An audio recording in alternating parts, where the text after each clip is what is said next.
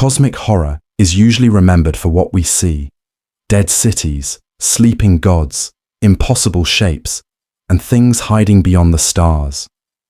But in Lovecraft's mythology, sound is sometimes even worse. Today we're looking at the most terrifying sounds in cosmic horror: the drums and flutes of Azathoth.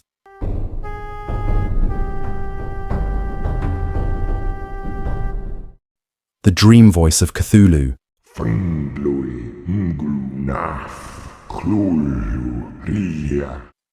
The buzzing voices from Yuggoth.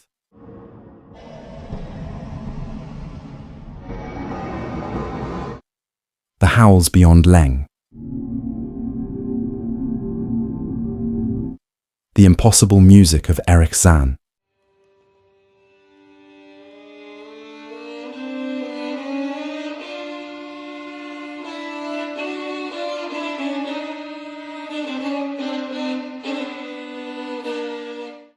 The chants of the Cthulhu Cult.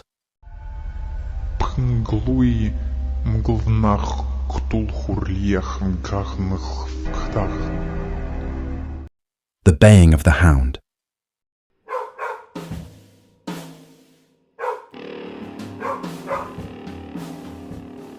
And finally, the silence of Rulia itself. 1. The drums and flutes of Azathoth. Somewhere beyond the last charted edge of dream, past every world that obeys a law of physics or a rule of geometry, there is a sound that has never once stopped. It started before there was a universe for it to echo through, and nothing in any of Lovecraft's stories suggests it will ever stop. Nobody chose to begin it. Nobody can make it end. H.P. Lovecraft places this sound at the absolute center of everything. In The Dream Quest of Unknown Kadath, the priests, Nasht and Kamenthar, warn the dreamer, Randolph Carter, about it before he sets out, because every traveler in the Dreamlands eventually has to reckon with what waits at the middle of infinity. The entity Lovecraft calls the boundless demon sultan Azathoth. Carter is told that Azathoth exists in chambers beyond time, unlit and formless, gnawing at something none of the gods can name, and that the only thing filling that endless dark is noise. Drums and flutes that nobody plays and nobody can silence. The drums are described as muffled and maddening, a beat with no rhythm a human mind could hold on to. The kind of sound that wears a hole in sanity simply by repeating. The flutes are worse in their own way, thin and monotonous, a whine instead of a melody. Nothing here was composed on purpose. It is closer to the sound a machine makes when something has gone wrong inside it, and nobody is left alive to notice. What dances to this is the part of the passage that turns dread into something almost worse than fear. Lovecraft writes that to this detestable pounding and piping, gigantic and mindless beings dance, blind and voiceless, with no capacity to feel anything at all. They move because the sound moves them, the way a struck bell rings regardless of whether anyone wants it to. Their only connection to the world outside that chamber is a single messenger, a crawling chaos that slips between dimensions, wearing whatever face suits its purpose. Nyarlathotep.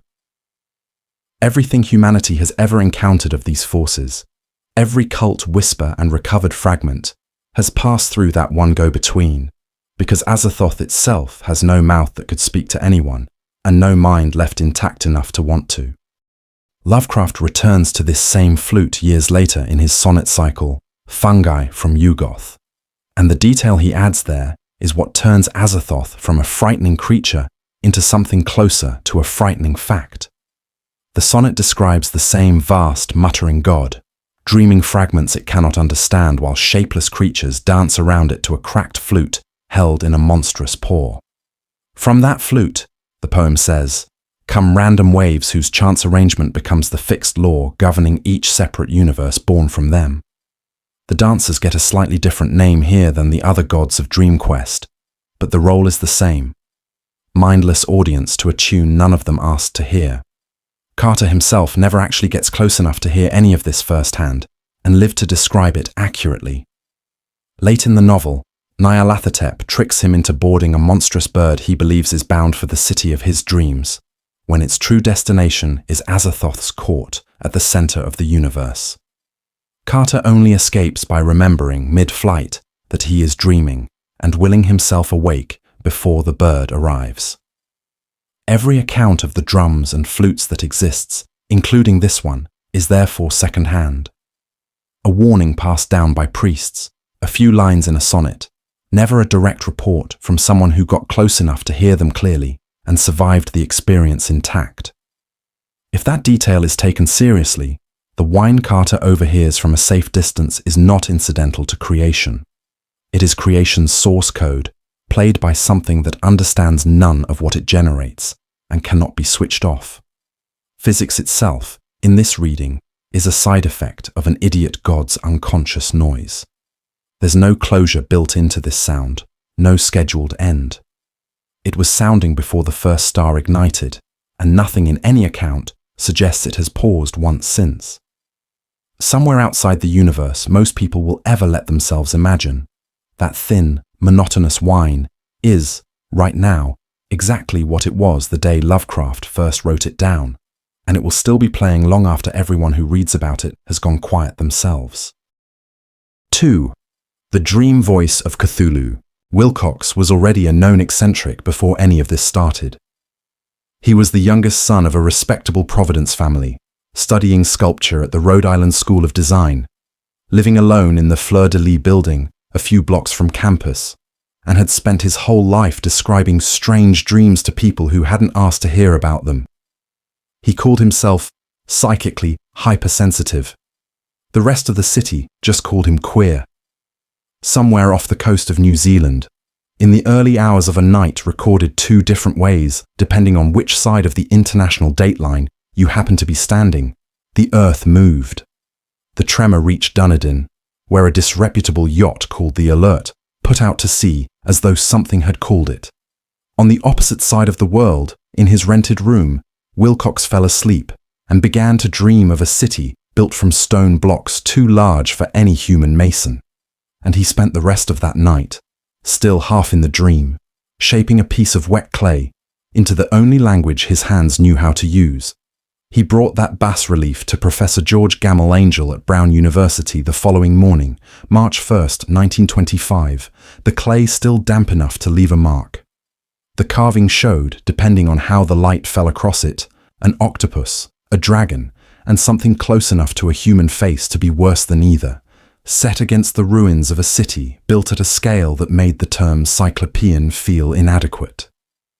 Wilcox explained that he had made the whole thing in a single night, working from a dream, and told Angel, almost as an aside, that dreams themselves were older than any of the civilizations the professor could name.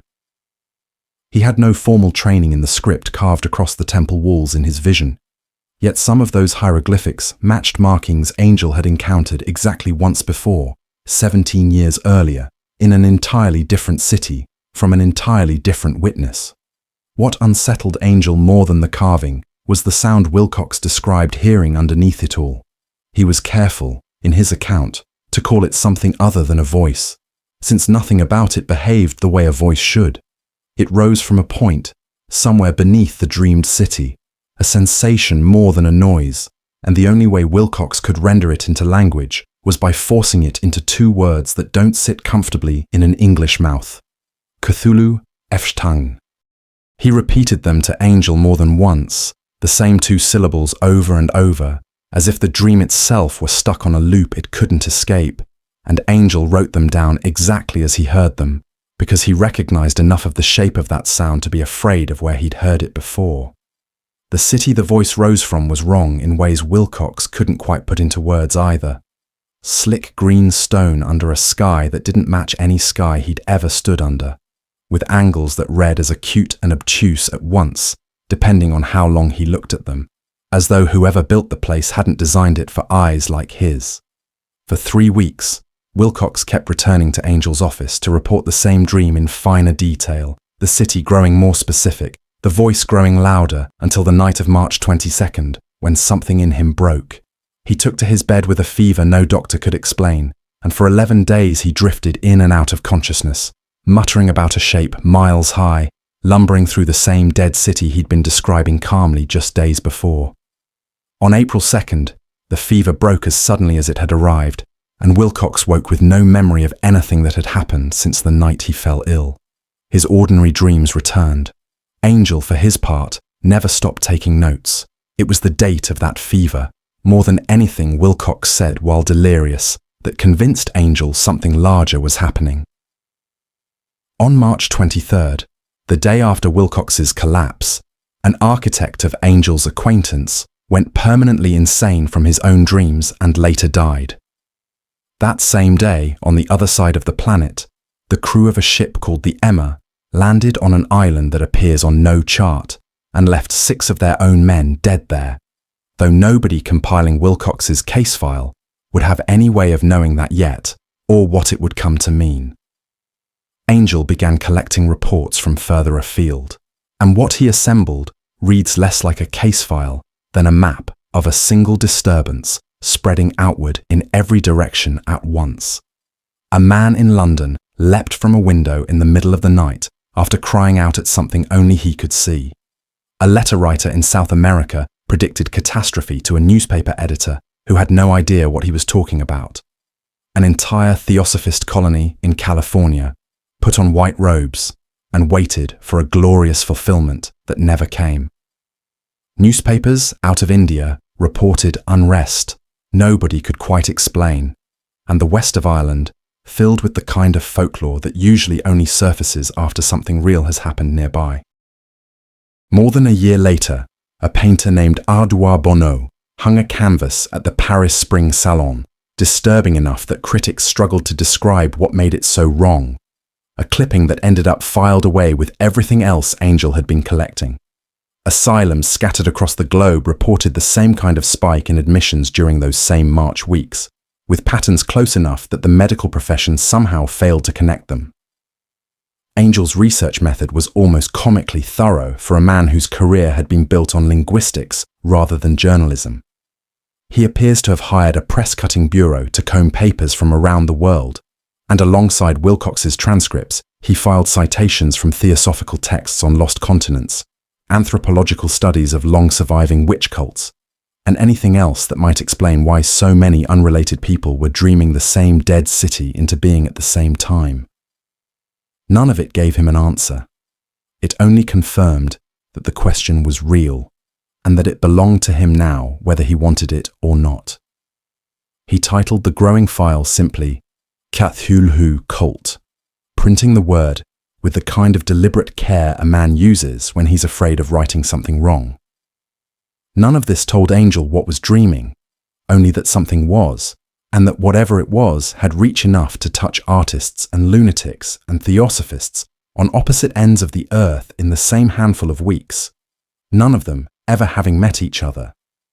What Angel understood immediately, even if his grandnephew Thurston wouldn't piece the full picture together until years after his death, was that he had heard those 2 syllables before.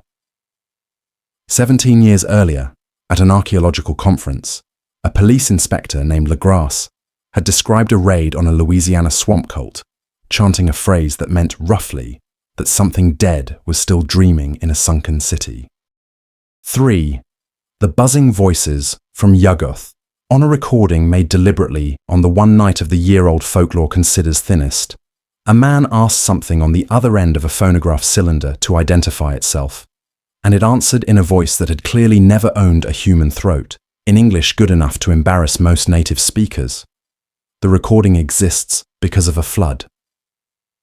On November 3rd, 1927, Vermont's rivers rose higher than anyone could remember, and when they receded, locals reported pinkish, winged, crab-like bodies caught in the debris. Older residents already had a name for what the bodies belonged to, drawn from Pennacook legend, beings from somewhere else entirely, tunneling through the hills for metal nobody local had ever mined.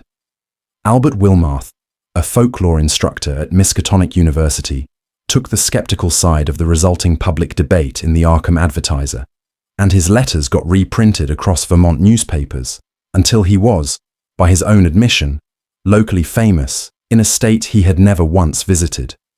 That reputation is what brought Henry Wentworth Akeley into his life. Akeley wrote to him in May of 1928 from a farm outside Townshend, in cramped, old-fashioned handwriting, to say that Wilmarth's skepticism was misplaced and that he had evidence to prove it.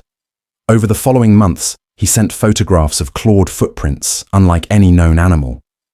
A black stone covered in hieroglyphs he'd stolen from the creatures themselves, and an account of conversations he'd had with locals who'd lost relatives to the hills. He described the beings as winged, fungoid, more insect than mammal, capable of crossing the gap between worlds on those wings alone, and based, as far as he could determine, on a planet far enough out that astronomers hadn't found it yet. Wilmarth's first instinct reading all this is condescension. He treats Akeley the way he treats every other correspondent in the debate, as a well-meaning provincial mistaking folklore for fact, and says as much in his replies. That tone doesn't survive contact with the evidence for long. By the time the photographs and the black stone arrive, condescension has curdled into something closer to professional curiosity. And by the time the phonograph record arrives, curiosity has curdled into something closer to dread. He never quite admits, in his own account, exactly when the shift happened. He just stops arguing with Akeley and starts agreeing with him. The siege that followed reads less like a series of letters and more like a man's slow encirclement. Akeley kept a dozen large dogs on the property, specifically because of what had already started happening in the hills, and they began dying one by one. Gunfire got exchanged with shapes he couldn't fully see in the dark, and he reported, almost in passing, that at least one of them bled a sickly greenish fluid when hit, nothing like blood as he understood it. At one point, a telegram arrived from him that he later swore he'd never sent, traced back to a stranger with sandy hair and an oddly thick, droning voice nobody at the telegraph office could place. At another point, a signature came back missing a letter, Akeley spelled without its second E, a detail Wilmarth noticed and then didn't know what to do with. Something, increasingly, was reading Akeley's mail before it ever reached Arkham. The phonograph record itself was made on May Eve, deliberately, since Akeley had come to believe that the old Sabbath night was when activity in the hills ran heaviest and the odds of capturing something usable were best. What he captured was two voices. The first is human, unmistakably so, mellow and educated, with an accent that sounds more Boston than Vermont, and it spends its time chanting praise to an entity called Shub-Niggurath, invoking her by a title that translates, roughly, to a goat with 1,000 young. The second voice answers it. Nothing about it resembles a human larynx forcing air across vocal cords, and yet it speaks in complete, grammatically correct English, scholarly in tone, naming a messenger called Nyarlathotep, who will eventually wear a waxen mask and a robe to hide what's underneath it, descending from a world of 7 suns to do work it doesn't bother explaining. Wilmarth listens to this twice before he can bring himself to write down what he heard, and even then his transcription keeps trailing off mid-sentence, as though some part of him refuses to finish copying it. For a while after the recording, Akeley's letters only get more frantic, more certain that the creatures and their human collaborators mean to silence him specifically. Then, on September 6, 1928, everything changes at once. A letter arrives typed instead of handwritten, the first typed letter Akeley has ever sent him, postmarked from Bellows Falls rather than Townshend, and excused with a story about hands too shaky for longhand, and a new typewriter bought the day before. Its entire tone has reversed. The beings are misunderstood, not malevolent. Akeley has reached what he calls an improved understanding with them. He invites Wilmarth to visit in person, and asks him, almost as an afterthought, to bring along the phonograph record, the photographs, and every letter Akeley has ever sent him. Wilmarth goes anyway. A man named Noyes meets him at the station in Brattleboro and drives him the rest of the way, friendly and talkative the whole ride, and Wilmarth thinks nothing of his voice beyond noting it sounds oddly familiar.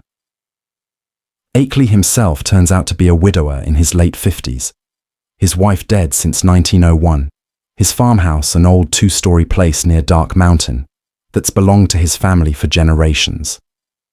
Wilmarth finds him seated in a darkened room, wrapped in a robe and scarf, speaking only in a whisper, he blames on failing health. The man in the chair explains, calmly and at length, that the outer ones possess surgical skill advanced enough to remove a human brain entirely and house it in a metal cylinder, wired to artificial senses, able to survive any distance of travel, including the trip to Yuggoth itself. He shows Wilmarth a cylinder with his own name stamped on it, as proof of what's coming, or what's already happened, and invites him to consider making the same journey himself. Almost as an aside, in the middle of all this, he mentions that Wilmarth should recognize Noyes' voice, since Noyes is one of the two voices on the phonograph record Akeley mailed him months earlier, and has been working with the visitors for years. Wilmarth doesn't write down how he reacted to hearing that. He only notes that he reacted. Wilmarth stays the night in the farmhouse, sleepless, and somewhere past midnight he hears a conversation through the floor involving several voices, at least one of which carries the same dry, buzzing register from the recording. He goes down to look. Noyes is asleep on the sofa, undisturbed, as if whatever is happening elsewhere in the house doesn't concern him enough to lose any sleep over it. The chair where Akeley sat is empty. The robe and scarf are there, discarded, and resting beside them, fitted with small metal clamps clearly designed to attach them to something, is a face and a pair of hands that match Akeley's own. Wilmarth never determines whether what he's looking at is real tissue or an extremely convincing wax substitute, and he never gets the chance to find out because he is already running. He steals Akeley's own car and doesn't stop until he reaches Townshend. The next morning, when anyone finally goes back to the farmhouse, all that's left is a building scarred with bullet holes inside and out. The cylinders, the machines, Akeley himself, all of it is gone, and nothing remains to prove that any part of this happened the way Wilmarth says it did. Wilmarth himself never fully commits to his own conclusion. Looking back on everything Akeley told him about the true scale of the cosmos, the layering of dimensions, the place of everything humanity knows inside something unimaginably larger, he admits he still refuses to believe it, even though he was there, even though he heard it argued in that same patient, scholarly whisper that had already fooled him once that night. An empty house with bullet holes proves nothing on its own. A man can walk into the hills and simply not come back. An eccentricity explains plenty on its own without any help from Yuggoth. Wilmarth knows this, states it plainly, and then spends the rest of his account explaining, in exhausting and precise detail, why none of those tidy explanations actually satisfy him. It isn't trying to pass as human and failing. It has already mastered the parts that matter: grammar, vocabulary, the rhythms of a scholarly sentence, while discarding the one part it never needed in the first place: a throat. It announces itself through what it got right, fluent in a language built entirely for creatures with lungs, spoken by something that has never required one. 4. The howls beyond Leng. Sailors who work the route to Inganok have a simple rule about a certain rock rising out of the sea. Don't ask about it, and don't look at it longer than you have to. Randolph Carter, sailing toward Inganok in search of unknown Kadath, learns this rule the way most outsiders do, by breaking it first and getting a clipped non-answer in return. The rock itself is granite, ordinary enough by daylight. Sitting alone in water, no other ship bothers to chart closely. What unsettles the crew isn't the rock, it's what happens to it after dark. Lovecraft writes that the rock is the spot from which vile howlings reverberate all through the night, and that the men of Inganok have learned, over generations, to simply stop looking in that direction once the sun goes down. Carter eventually learns what's making the noise, though not from anyone willing to say so out loud, and not before the same trade network catches him in its own machinery first, twice over.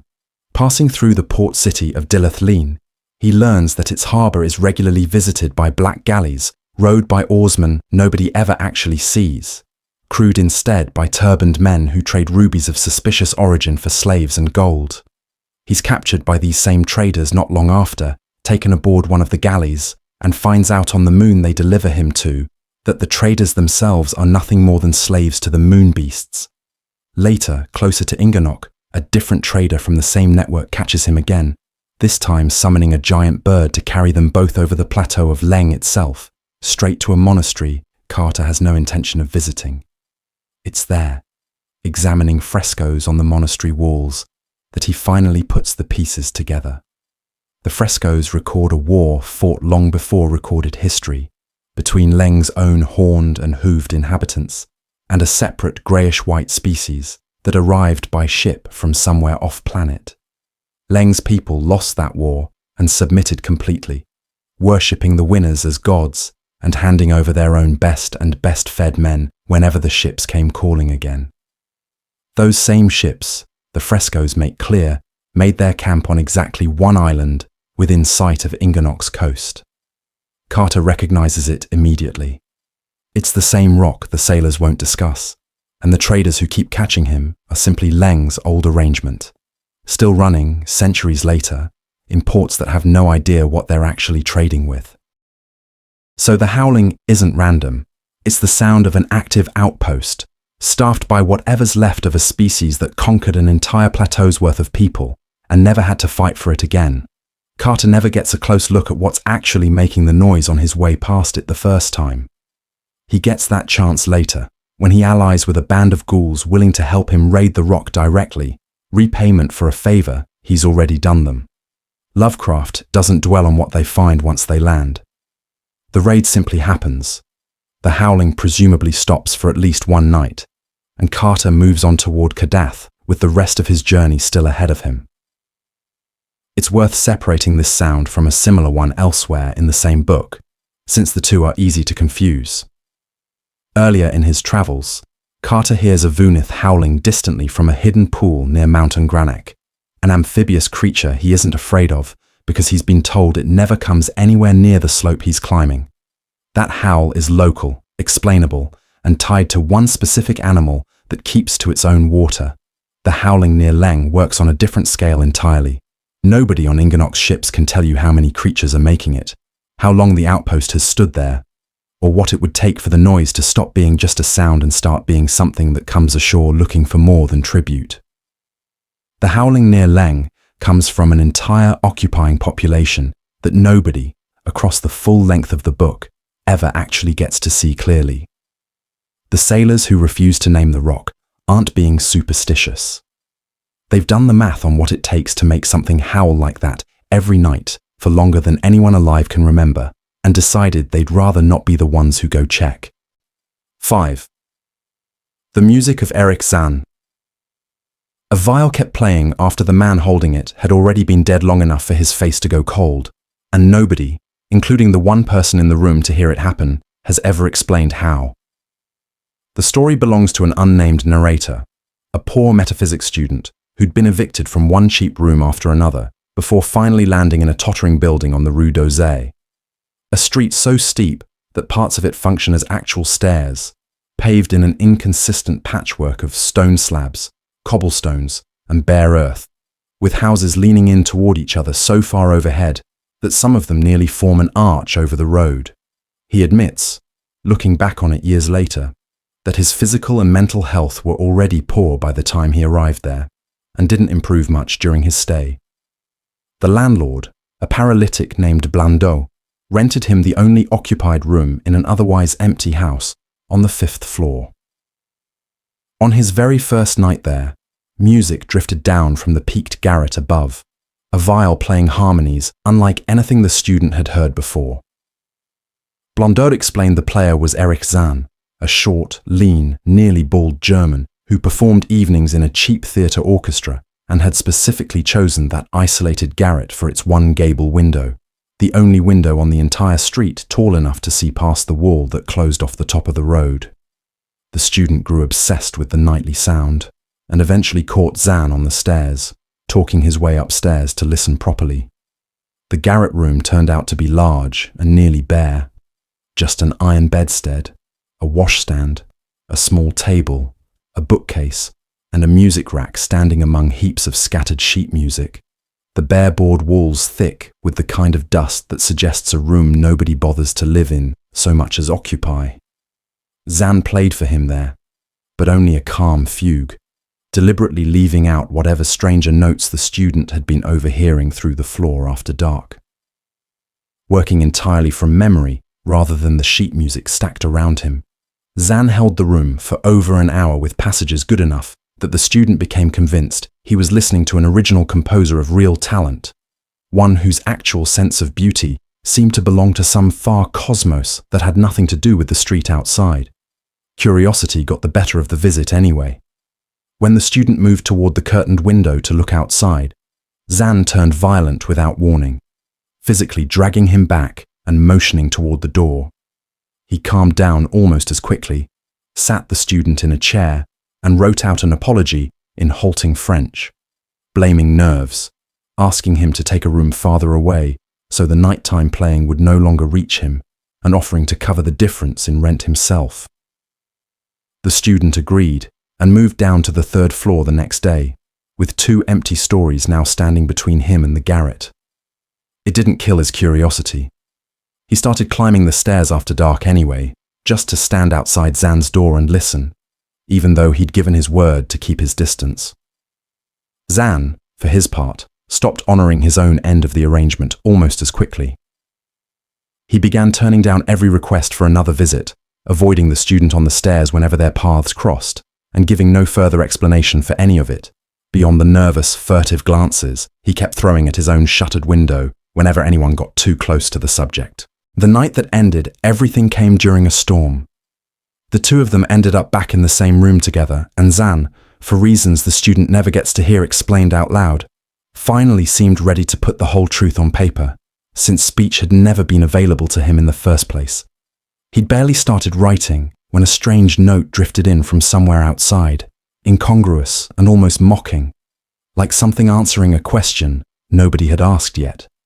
Zann abandoned the page mid-sentence, snatched up his viol, and began playing with a violence the student had never heard from him before. A gust of wind shattered the window. The manuscript went with it, torn out through the broken glass before the student could grab more than air. Chasing those pages is what finally brought him to the window himself, and his old curiosity about the view got answered in the worst way available. Past the broken glass, where the city should have been spread out in its usual lights, there was only an illimitable blackness, full of its own motion and its own music, resembling nothing that exists on earth. A moment later, the wind found both candles and put them out together, leaving the student in total darkness with that blackness in front of him and Zann's shrieking viol behind him. Something cold brushed against him before he could orient himself. He screamed, then groped his way toward the sound of the playing, found the back of a chair, and felt a head doing a strange mechanical nodding that he managed to still with one hand. It was only when his fingers moved from the man's ear to his face that he understood what he was actually touching. Skin already cold, already stiff, no breath behind it, eyes open and glassy, and seeing nothing. Zann had been dead for some unknown stretch of that storm, and the viol had kept playing the entire time regardless, with no one left alive to be playing it. The student ran. Down the stairs, out of the house, down the length of the Rue d'Orsay, and across the bridge into the ordinary part of the city, with what he calls the ghoulish howling of that viol following him the whole way down.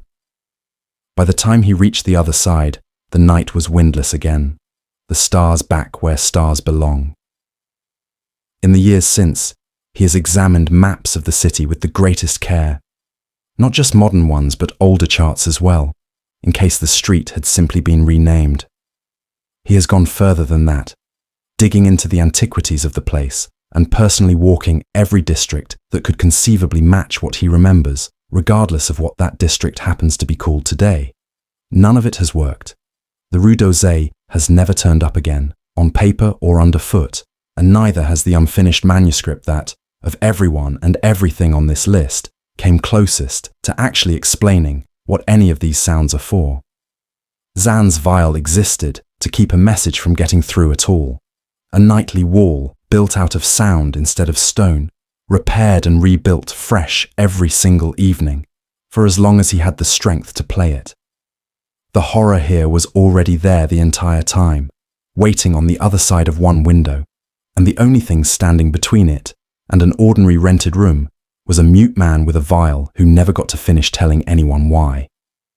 That wall, on one specific stormy night, finally failed, and whatever came through it left behind only a dead man, a shattered pane, and a manuscript the wind took before a single living soul got to read what it said.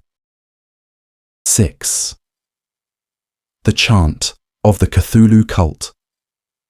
Two men, on opposite sides of the planet, separately recorded the exact same string of syllables decades apart, and neither one had ever met the other or heard of the other's work until the day they compared notes out loud.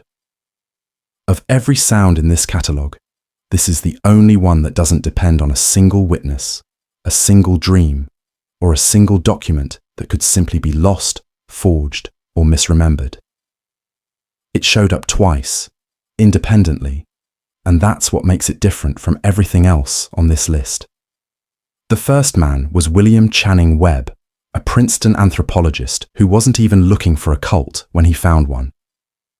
In 1860, he was hunting runic inscriptions along the west coast of Greenland and instead stumbled onto a tribe of Inuit practicing what he could only describe as a curious, deliberately bloodthirsty form of devil worship, addressed to a supreme entity they called Tornasuk. Other Inuit communities in the area knew the cult existed, feared and reviled the people who practiced it, and refused to discuss any of it except in shudders, claiming it had come down from ages so ancient they predated the world itself being finished.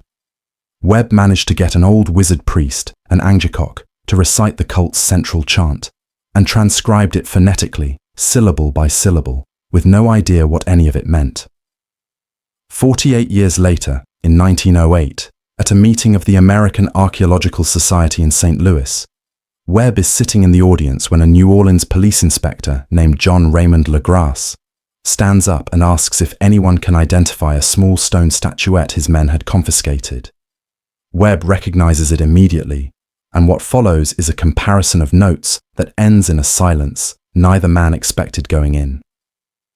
LaGrasse had recorded a chant of his own from a raid the previous year, and when the two men lay their transcriptions side by side, the syllables match.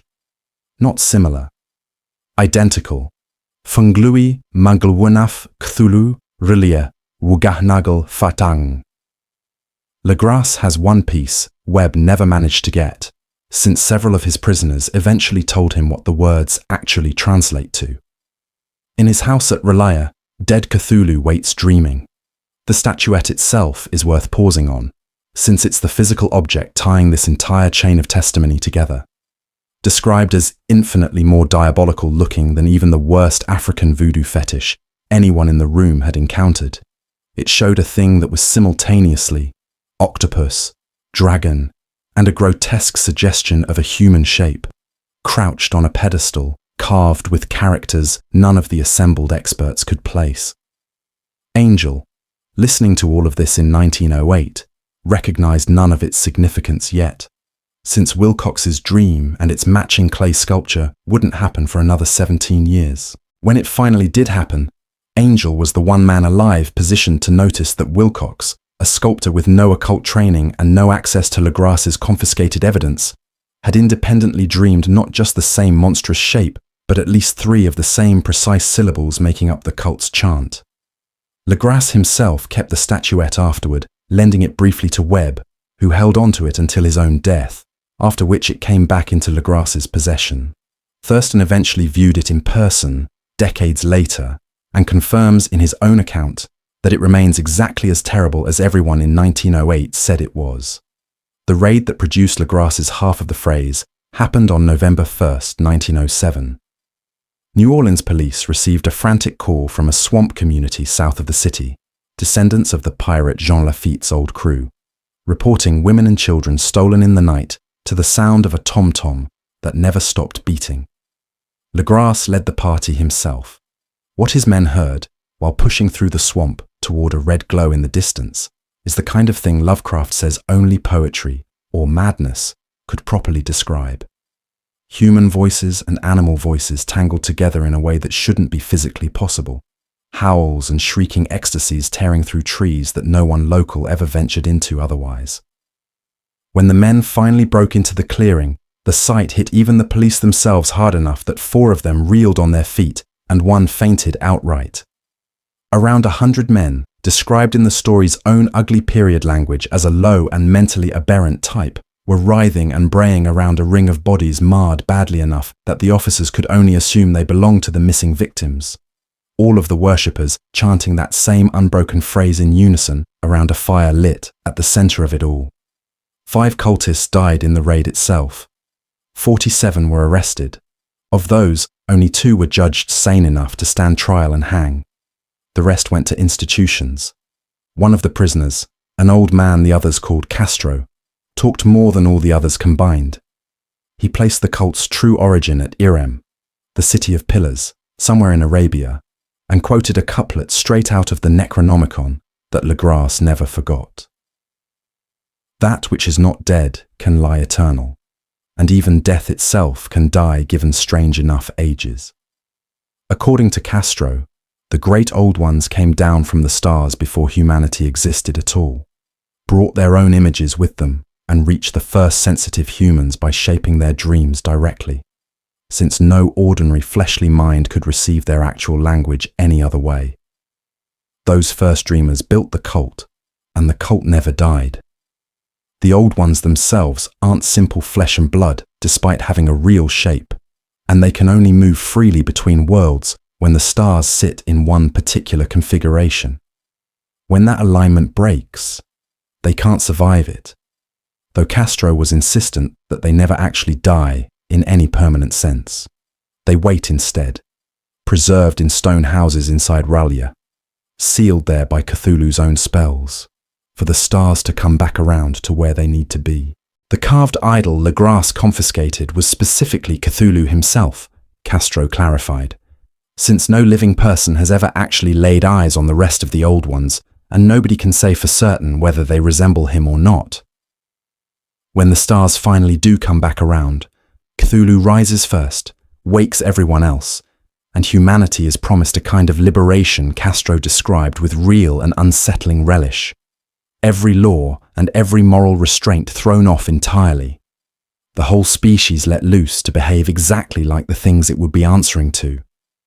Castro died of old age before Thurston, the story's narrator, ever got the chance to interview him directly, though that didn't stop Thurston from making the trip to New Orleans himself years later, sitting down with Legras in person, examining the statuette firsthand, and tracking down whichever of the original prisoners had survived long enough to still be reachable. What he came back with mostly confirmed what was already on record, though he notes, almost in passing, that he wouldn't be surprised to learn the cult still has methods available to it for silencing anyone who gets too curious, methods just as old and just as carefully kept secret as everything else about it. It's a strange thing to mention so casually in an academic-sounding manuscript, and an even stranger thing to read once you know how Thurston's own investigation eventually ends. What makes the chant itself the most important sound in this whole catalogue, more important even than Castro's testimony, is that it's the one piece of evidence that doesn't rely on anyone's memory, translation, or credibility. A dream can be dismissed as coincidence. A confession can be dismissed as madness or coercion. A set of syllables transcribed independently by 2 men who never met, speaking 2 unrelated languages, separated by a full human lifetime and an entire ocean, is much harder to wave away. Webb walked away from Greenland with the sound, and no idea what it meant.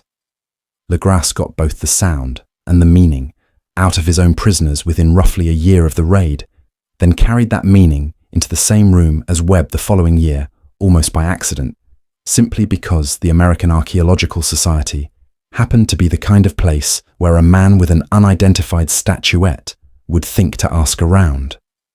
Lay those 2 transcriptions side by side, and what they describe isn't a local superstition that happened to repeat itself by chance. It's a single signal that had apparently been broadcasting, uninterrupted, in every corner of the world that was listening for it, long before either man arrived to write any of it down. Castro's prophecy gets directly tested rather than left as rumour. Everything he told Legras about a sleeping god in a sunken city preserved and waiting for the stars to come back around, is exactly the situation a Norwegian crew sailing the Pacific would stumble into less than 2 decades later, with no knowledge of Castro, Legras, or anything said in that swamp clearing. Whatever else is uncertain about this cult, that part of its story checks out. 7. The baying of the hound. A sound that starts the instant you take something out of a grave that was never meant to be moved, and that only gets louder the farther you run, is the entire plot of this next entry, and Lovecraft never bothers explaining why the rule works that way. It just does. The narrator and his friend St. John are wealthy decadents, living in isolation on an English moor, 2 men who burned through every aesthetic movement available to them. Symbolism, the pre-Raphaelites, Baudelaire, Huysmans, looking for relief from a boredom so total that ordinary thrills stopped registering. What they landed on instead was grave robbing, and what they built with the proceeds was a private museum hidden underground, lit by carved demon statues breathing coloured light, scented by pipes that could summon anything from funeral lilies to the smell of an open grave on command. Stuffed bodies stood beside antique mummies, arranged among headstones pulled from some of the oldest churchyards in the world. Niches held skulls and severed heads in every stage of decay.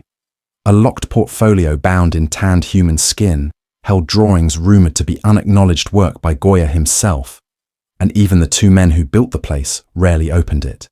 Word eventually reaches them of a grave in an old Dutch churchyard, 5 centuries old, belonging to a tomb robber who'd supposedly stolen something significant from a sepulchre of his own in life, a detail that fascinates 2 men who've made a career out of doing exactly that.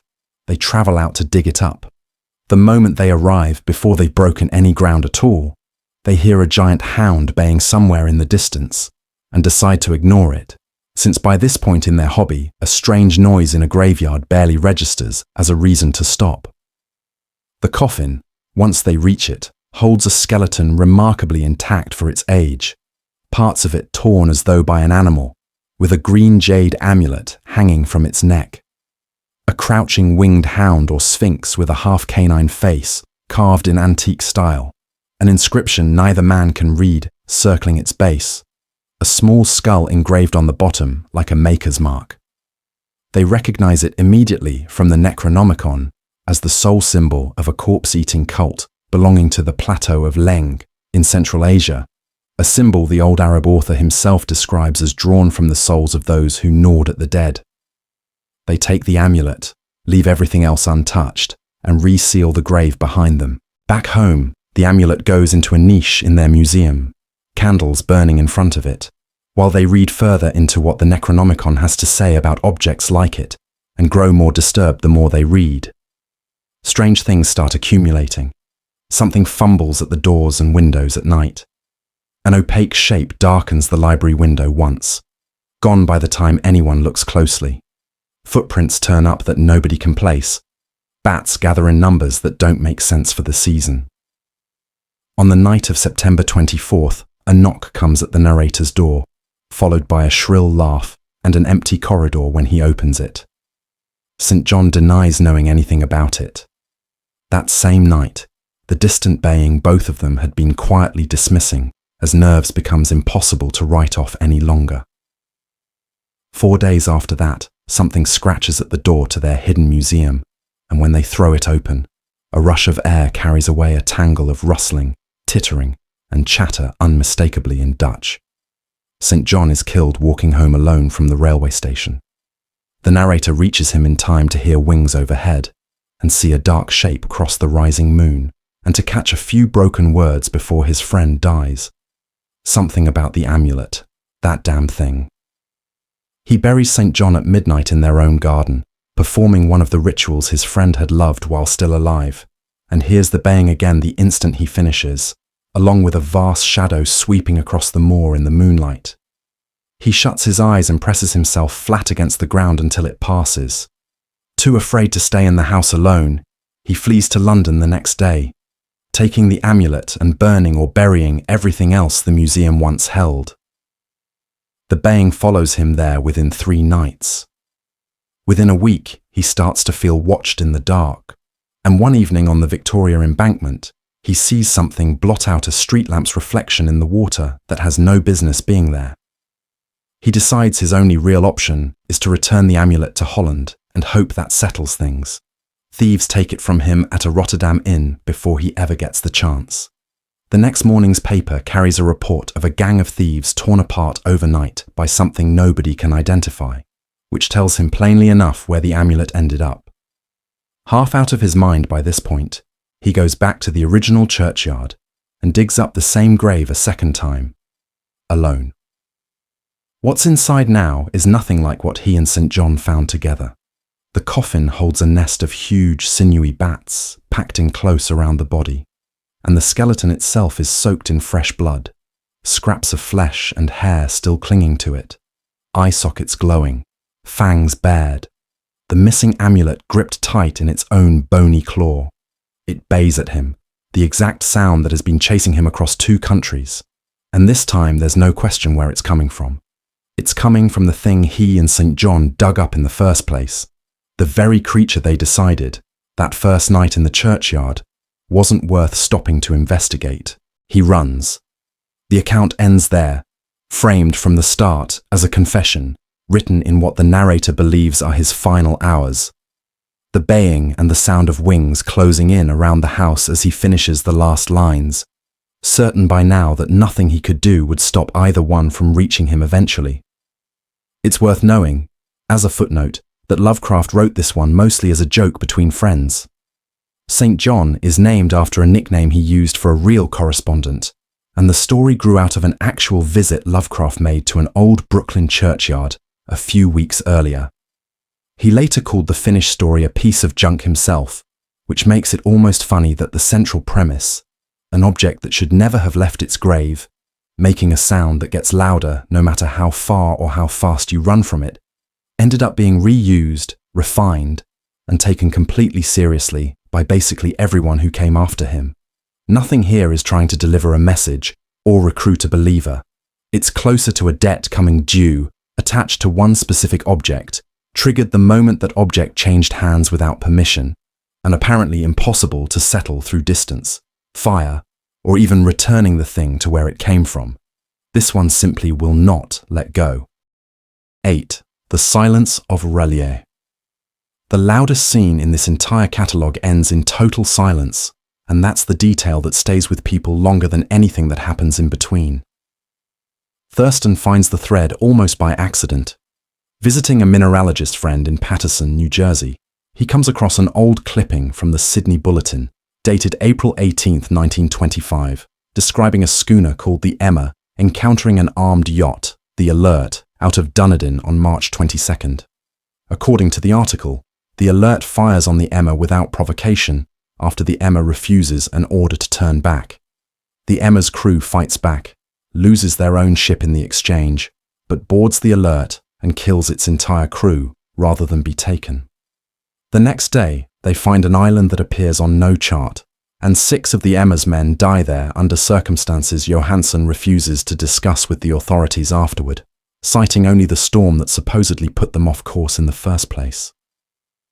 The only survivor anyone finds is Johansen himself, delirious, clutching a stone statuette that matches the one Legras confiscated years earlier in a Louisiana swamp.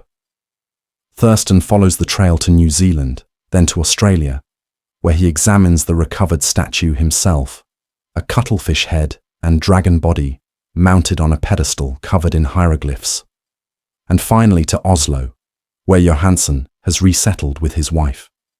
He arrives just after Johansen has died. The death reads almost too convenient to be an accident. Walking near the Gothenburg dock, a bundle of papers fell from an attic window and knocked him down.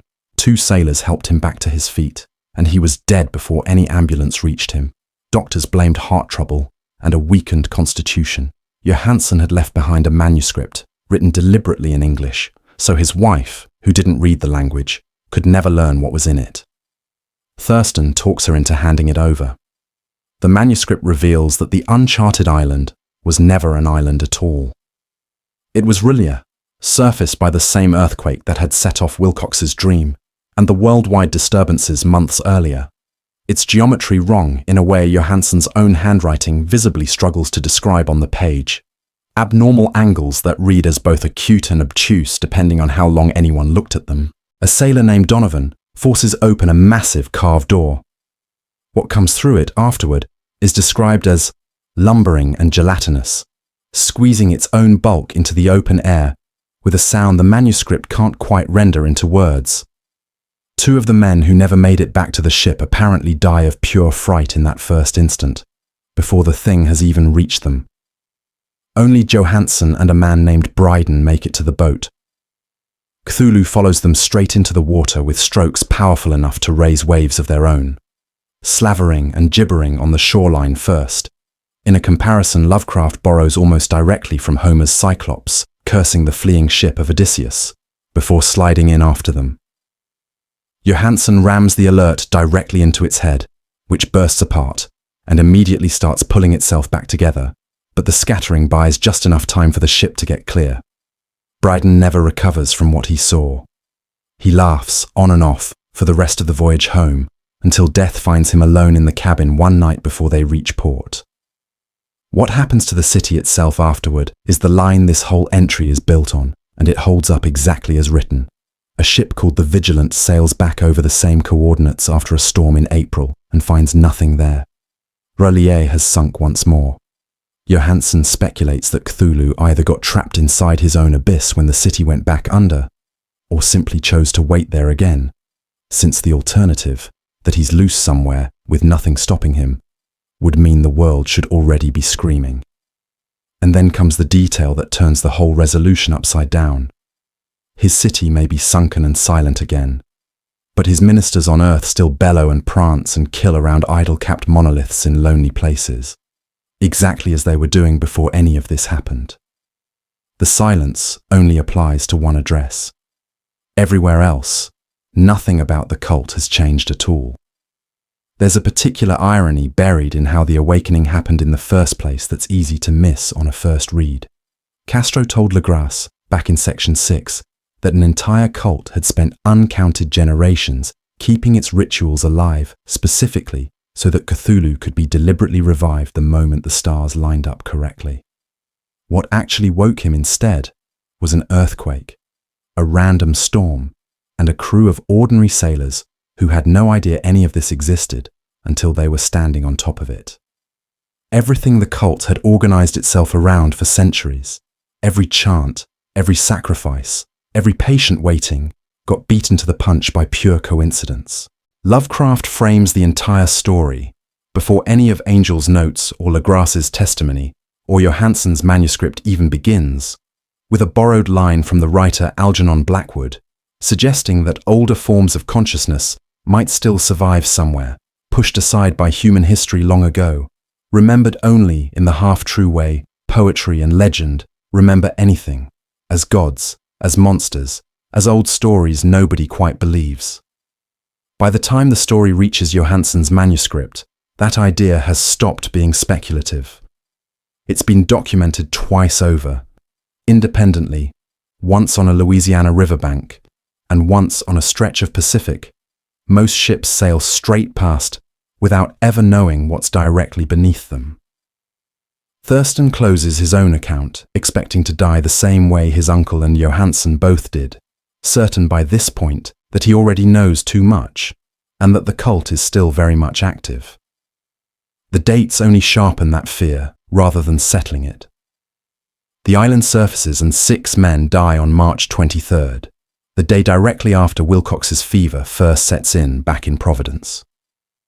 The storm that rezinks R'lyeh hits on April 2nd, the exact day Wilcox's fever finally breaks and his dreams of the dank city stop completely, as if whatever was dreaming through him simply ran out of reach the moment its city went back under. Even the recovered statue plays its part in the symmetry, the version Thurston examines in Australia, and the one Legras pulled out of a Louisiana swamp share, enough specific detail, the same proportions, the same blend of octopus and dragon, and something almost human, that no honest skeptic could keep calling it coincidence by the 3rd or 4th time the same image turns up on opposite sides of the planet. That last detail is what makes the silence worse than an ending would have been. An ending implies the threat is over. This is closer to a switch being turned off without anyone finding the switch itself. No ritual that closed it, no victory that earned it. Just an accident of timing that happened to coincide with a city sinking back to wherever it had been before a confused crew of sailors stumbled onto it. Nothing about the actual mechanism is settled. Castro's prophecy is explicit that what rose by accident this time was always going to rise again on purpose.